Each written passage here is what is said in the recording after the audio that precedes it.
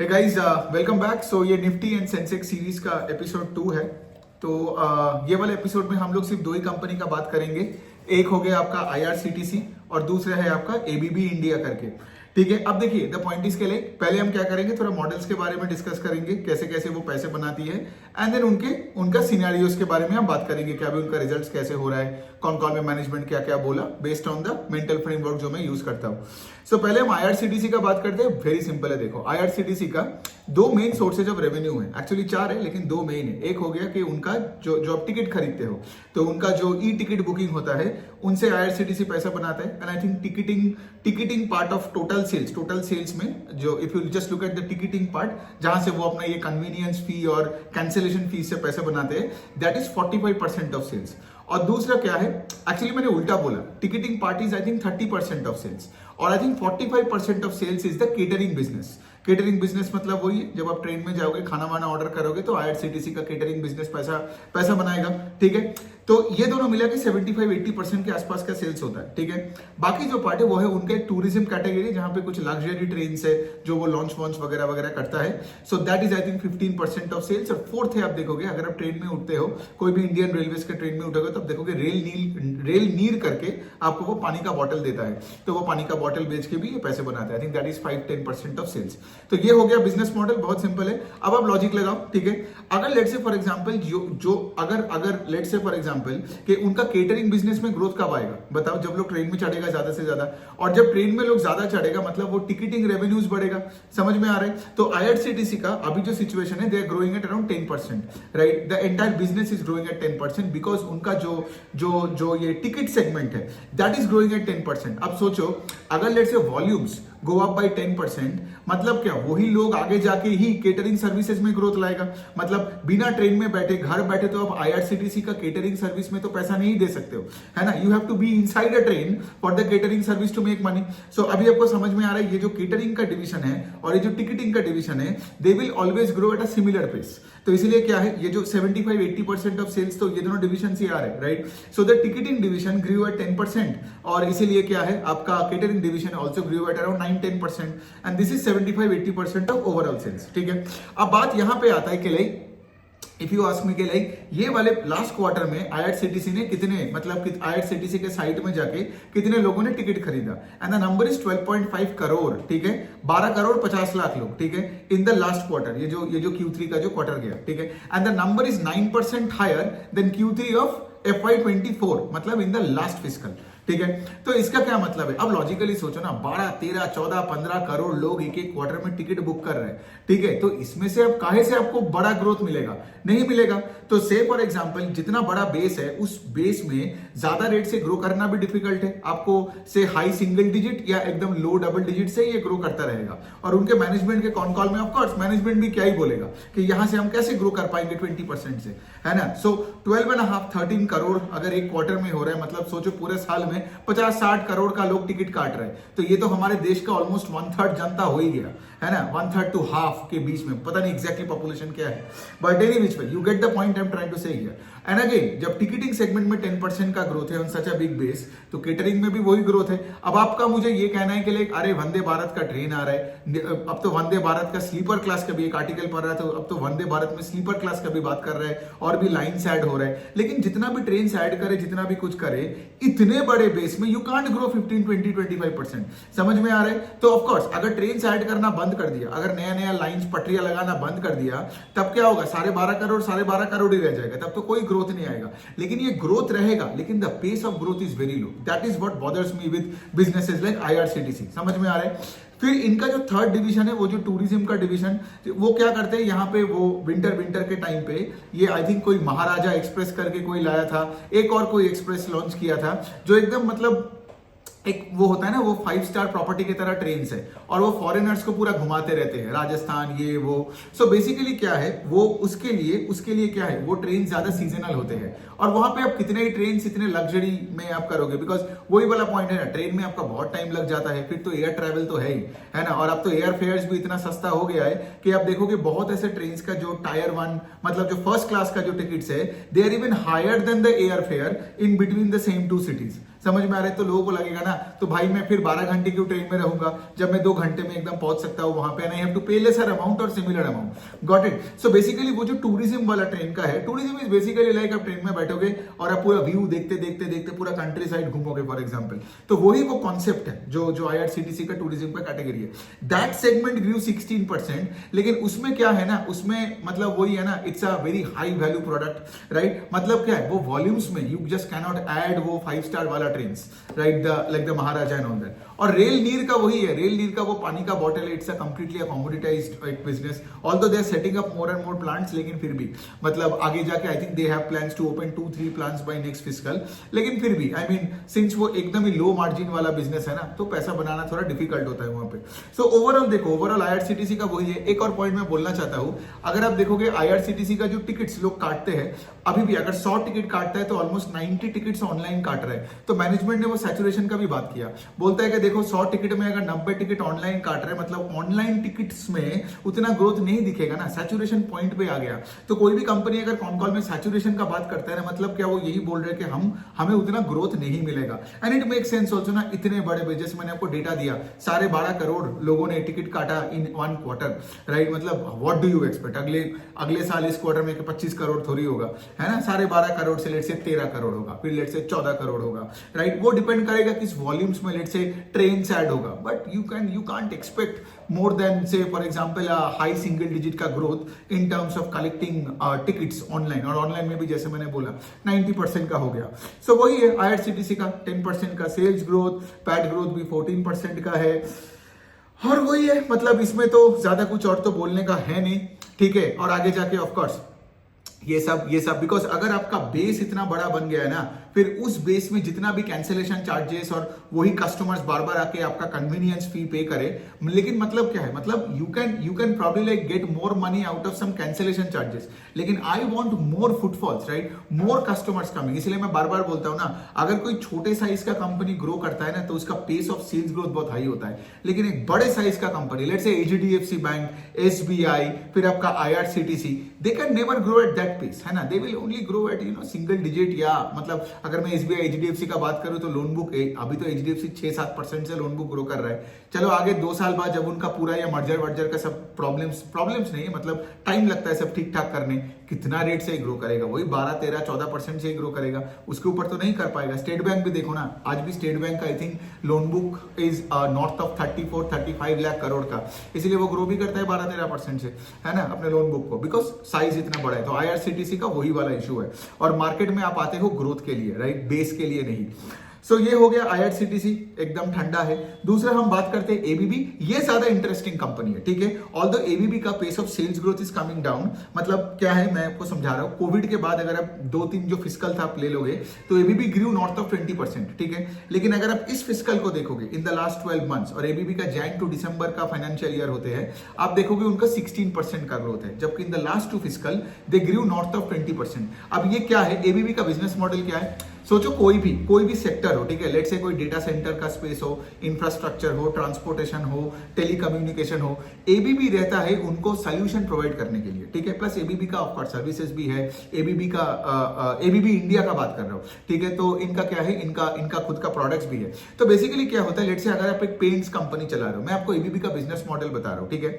ABB आएगा आपके पास solutions और अपना प्रोडक्ट्स और सर्विसेज लेके, कैसे आप अपने बिजनेस को ऑप्टिमाइज कर पाओगे, मतलब कॉस्ट को ज्यादा कंट्रोल कर पाओगे, एआई एमएल यूज कर पाओगे, ठीक है? आप अपने पूरे प्लांट को ज्यादा एफिशिएंटली रन कर पाओगे, वो होता है एबीबी का काम। और ABB India, I think India में तो कुछ इंडिपेंडेंस के टाइम से ही है, ठीक है? सो ये कंपनी क्या करता है, हमारे देश में जो भी ये जो मैन्युफैक्चरिंग सेक्टर है, और एबीबी बहुत अच्छी कंपनी है, वो क्या हमेशा देखता है कि लाइक कौन से स्पेस में ग्रोथ आ रहा है। जैसे फॉर एग्जाम्पल 3-4-5 साल पहले एबीबी इंडिया को सबसे पहले लगा था कि इंडिया में डेटा सेंटर का बहुत स्कोप आएगा, बिकॉज हमारे देश में इतना डेटा कंजम्पशन हो रहा है। ये जियो आने के बाद तो आप देख ही रहे हो, सब फोन पे लगे हुए हैं, राइट? डेटा कंजम्पशन दिन में हजारों जीबी में कंजम्पशन हो रहा है। तो इन्होंने क्या किया, पिछले 3-4 साल पहले उन्होंने डेटा सेंटर्स पे इन्वेस्टमेंट कर दिया। जो भी डेटा सेंटर वाले कंपनीज थे, राइट, उनको हेल्प करना चालू कर दिया। ऑफ कोर्स मतलब what they do is consulting, advisory, फिर उसका ये जो जैसे मैंने बोला, ये जो आर्टिफिशियल इंटेलिजेंस हो गया, उनका सर्विसेज हो गया, उनका प्रोडक्ट्स भी होता है ऐसे जगहों में। तो उन्होंने क्या किया, डेटा सेंटर पे पैसा डालना चालू कर दिया। और आज आप देखोगे एबीबी इंडिया का पूरा रेवेन्यू का एक सिग्निफिकेंट चंक आता है डेटा सेंटर का। फिर they also help you in transportation मतलब हमारे देश में तो आपको पता ही है, राइट, रेलवेज में अभी गवर्नमेंट बहुत इन्वेस्ट कर रहा है, राइट। रेलवेज मतलब यहाँ पे रेलवे हो गई, मेट्रो हो गया, तो वहां पे आप देख सकते हो, राइट, उनका इलेक्ट्रिफिकेशन का जो काम होता है, मतलब जब कोई नया मेट्रो स्टेशन बन रहा है या कोई नया रेलवे स्टेशन बन रहा है, तो वहां पे पूरे इलेक्ट्रिफिकेशन का काम में भी एबीबी हेल्प करता है with its products, with its services. समझ में आ रहा है? जैसे फॉर एग्जांपल ग्रीन एनर्जी में भी जो भी काम हो रहा है, रूरल इलेक्ट्रिफिकेशन में भी जो काम हो रहा है, एबीबी वो सारे स्पेसेस में अपना क्या कैसे समझाओ, अपना हाथ बटा रहा है, ठीक है। तो वहां पे क्या हो रहा है ना, जिन कंपनीज के साथ एबीबी काम कर रहा है, जैसे फॉर एग्जांपल कोई कंपनी जो ग्रीन एनर्जी में है या कोई रेलवेज के साथ लिंक्ड है, तो उनका बिजनेस मॉडल भी इंप्रूव होता है। They can optimise cost and they can become more efficient. समझ में आ रहा है? तो यही है एबीबी इंडिया का बिजनेस मॉडल। तो आज आप बोलोगे कितने सेक्टर्स में है ABB, I can tell you they're into 18 to 20 sectors, ठीक है। तो यहां पे एक बात समझो, ठीक है, और ये कंपनी निफ्टी नेक्स्ट 50 में है, इसलिए मैं इसको कवर भी कर रहा हूं यहां पे। तो ये कंपनी का फंडा बहुत सिंपल है कि हमारे देश में अगर प्रोग्रेस अच्छा है तो मतलब एबीबी उसका रिफ्लेक्शन है ना। तो अगर लेट से एबीबी का पेस ऑफ सेल्स ग्रोथ घट रहा है, मतलब क्या, across all the industries aggregate level पे उस लेवल पे नहीं ग्रो कर रहा है, इसीलिए तो एबीबी का पेस ऑफ ग्रोथ भी घटा।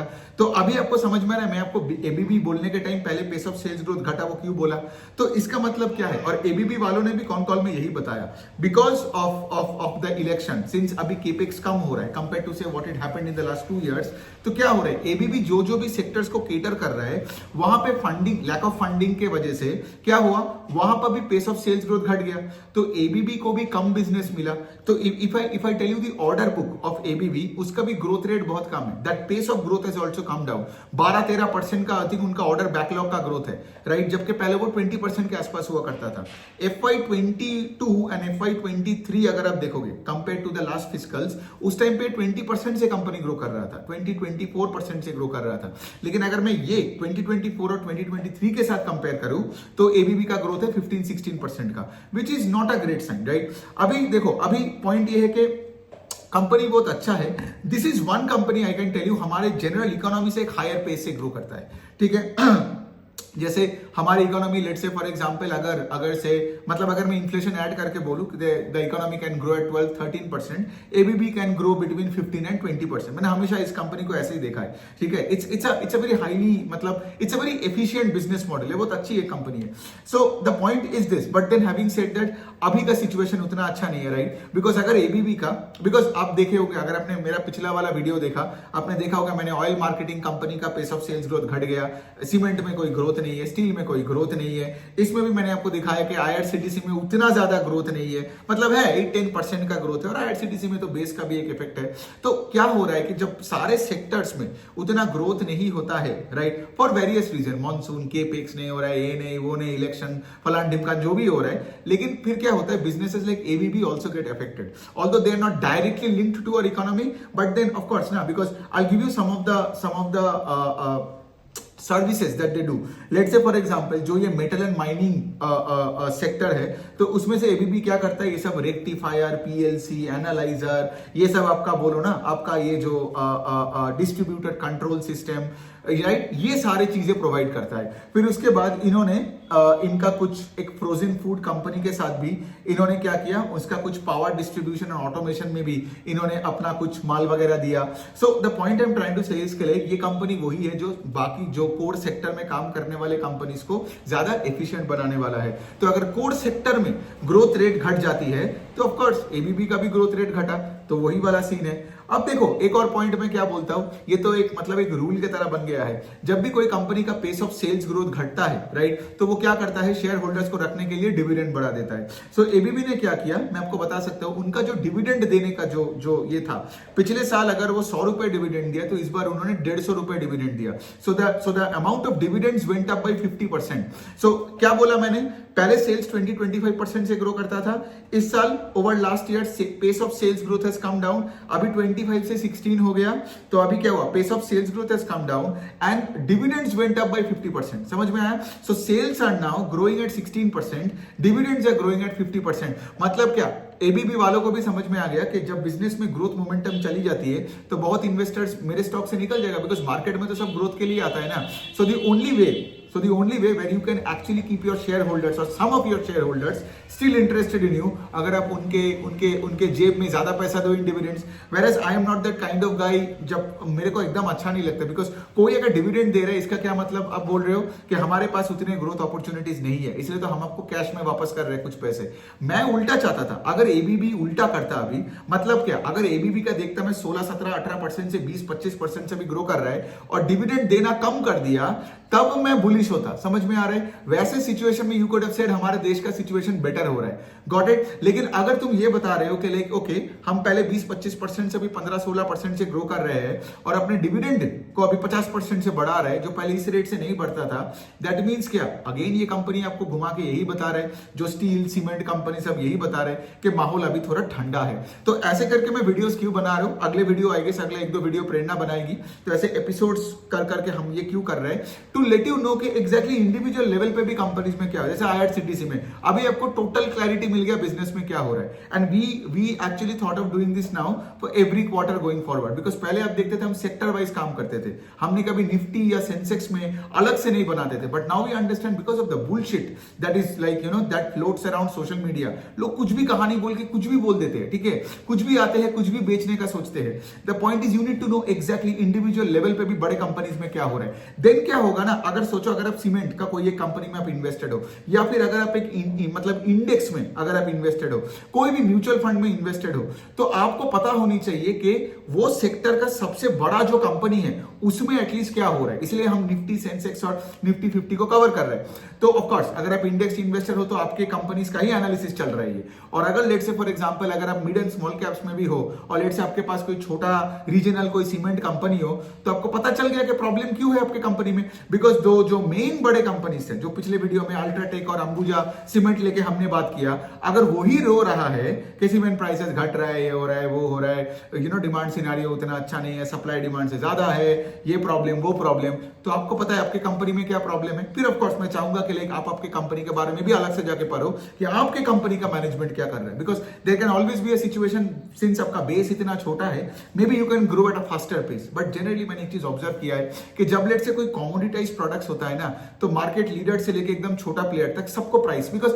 मार्केट लीडर जब प्राइस कट करता है ना, तो बाकी को प्राइस कट करना, मतलब एशियन पेंट्स जब प्राइस कट करता है तो ये सब बर्जर पेंट्स और इंडिगो पेंट्स नहीं बोल सकते कि हम प्राइस कट नहीं करेंगे। समझ में आ रहा है? अगर एपीएल अपोलो ने प्राइस कट किया तो जेटीएल को भी प्राइस कट करना पड़ेगा। अगर लेट से एस्ट्रल ने प्राइस कट किया तो वहां पे जो बाकी जो छोटे छोटे ये जो पाइप्स का कंपनी है उनको भी प्राइस कट करना पड़ेगा। Of course right, price cut वो जानबूझ के थोड़ी करते हैं, इनका रॉ मटेरियल प्राइसेस कम हो जाता है तो फिर उनको डिस्काउंट देके माल बेचना पड़ता है, इन्वेंटरी लॉस लेना पड़ता है, और वही से तो प्राइस कट का कॉन्सेप्ट आता है। सो यही है। अब देखो ABB steel is a better company, मतलब फिर भी 15, 16, 17% से वो ग्रो कर रहा है, कंपनी अच्छा लगता है। और एबीबी का अच्छी बात है कि लाइक एबीबी जैसे कंपनीज को अगर आप ट्रैक करोगे ना तो आपको समझ में आएगा कि हमारी इकोनॉमी किस दिशा में जा रहा है, because going forward of course, because ABB is also a good thing कि लाइक कौन से सेक्टर में ग्रोथ है वो आपको बता देगा। जैसे फॉर एग्जांपल मैं आपको एक चीज बताऊं, जैसे अभी वो बता रहे कि इलेक्ट्रॉनिक्स और रोबोटिक्स में बहुत ग्रोथ है, ठीक है, बिकॉज एबीबी तो हर सेक्टर में है ना, जिस सेक्टर में एबीबी बोल रहा है ना कि ग्रोथ है, उस सेक्टर में जाके अच्छे प्लेयर्स को आप चुन सकते हो। जैसे इलेक्ट्रॉनिक्स आपको तो पता ही है राइट, ये सब सेमीकंडक्टर इलेक्ट्रॉनिक्स में हमारे देश में बहुत हल्ला चल रहा है। फिर उसके बाद रोबोटिक्स हो गया, उसमें भी ये लोग बहुत यू नो वो बुलिश है। फिर उसके बाद they are very bullish on of course data centre में बुलिश है, एंड उसके साथ साथ इलेक्ट्रिफिकेशन में भी बुलिश है, electrification and of course green energy, because ये तो आपको पता ही है राइट, सब अदानी का सारे शेयर्स आया, सब लिस्टेड हो गया एंड ऑल दैट, क्यों, बिकॉज वही वाला पॉइंट है। एंड ऑफ कोर्स बहुत ऐसे कंपनीज को भी मैंने देखा है कि लाइक जो पिछले 3-4 साल में जो ये मतलब कोर मैन्युफैक्चरिंग सेक्टर में है, ये अपने रॉ मटेरियल मतलब जब late say for example power consumption को वो चेंज कर रहा है, से फ्रॉम कोल से जो पावर आता है उसको रिप्लेस कर रहा है विद ग्रीन एनर्जी, क्यों, बिकॉज उनका भी खर्चा बच रहा है ना, because of course green energy तुम बोल सकते हो कि भाई मैं यूज कर रहा हूं because of you know environmental reason and all that, but one of the main मतलब बिजनेस रीजंस यही है कि यहां से क्या होता है ना कि तुम्हारा यहाँ पे खर्चा बचता है, तुम्हारा मार्जिन बढ़ता है, सो वो भी एक रीजन है। चलिए एबीबी और आईआरसीटीसी हो गया। तो हमने यहाँ पे अभी तक 2 एपिसोड खत्म कर लिया। आई थिंक कवर्ड लाइक कुछ 7-8 कंपनीज होगा। तो ऐसे करके करेंगे। निफ्टी नेक्स्ट 50, निफ्टी सेंसेक्स मिला के कितना ही होगा, 50-100 के आसपास, 100 के आसपास कंपनीज होगा। तो देखते हैं कब तक होता है, because will be bringing out videos every day. तो आज मेरा ये दोनों कंपनी हो गया। अब मेरा जो तीसरा वीडियो आज आने वाला है वो मैं पर्सनल फाइनेंस के एक वीडियो जो मैं आई थिंक शाम के आसपास बना के आपके सामने पेश करूंगा, because it's also very important कि आप आपका बिहेवियर, लाइफस्टाइल भी ठीक करो along with let's say for example ऐसे टेक्निकल वीडियोस, मतलब इक्विटी रिसर्च का वीडियोस। तो आपको मिलके देखना है, तब जाके you will become a well rounded जो बोलता है ना क्रिकेट में, हमें वो ऑलराउंडर बनना है ना, मतलब वही सिर्फ बैट्समैन या बॉलर बनने से नहीं होने वाला है। So on that note, thank you for watching.